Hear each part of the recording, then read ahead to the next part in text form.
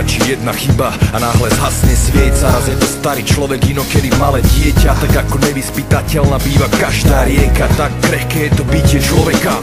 Jeden deň rozprávková ríša snov, na druhý smútok a slzy s trpkou príchuťou. Všetko krásne zrazu spadlo ako domček z karát. Pocit bez nádej, bez túžby na reparát. Lenže tieto tézy sú momentálne hypotézy. Ak sa vraví keby bolo, keby boli by sme tam. Není podstatné čo bolo vtedy a bude kedy, ale presne to, čo práve teraz prežívam.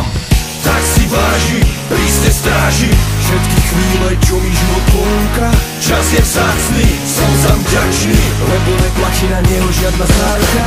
Jedinou garanciou je prírodný moment a ten ľuďom často líka. tou správnou reakciou na rány osudu je pozitívna optika. Pozitívna optika. Boli časy, keď som dostával jak král. Viac si prijal, menej dával, viac si bral, viac sa mračil, menej smial. Nevážil si to, čo mal a mal som veľa, priznávam a nechápal, že aj to málo veľký význam má.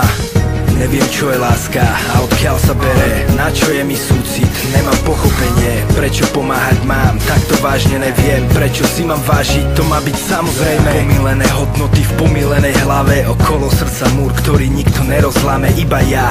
No nesmiem sedieť potichu, dnes ten život vidím inak cez ružovú optiku.